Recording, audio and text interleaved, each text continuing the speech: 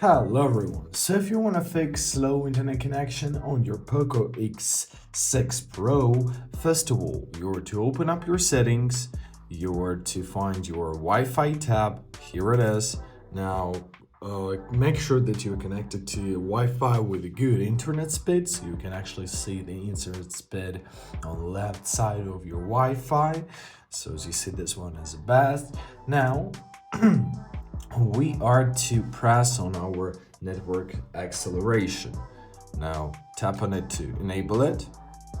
And this option use both Wi-Fi mobile data to boost speed when Wi-Fi connection is poor.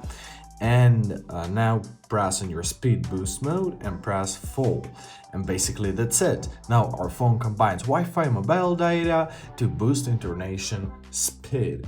Now the internet connection on our POCO X6 Pro must be much faster. And that's it. I hope this video is helpful. Thank you so much for watching. Have a great day and please consider subscribing to our channel.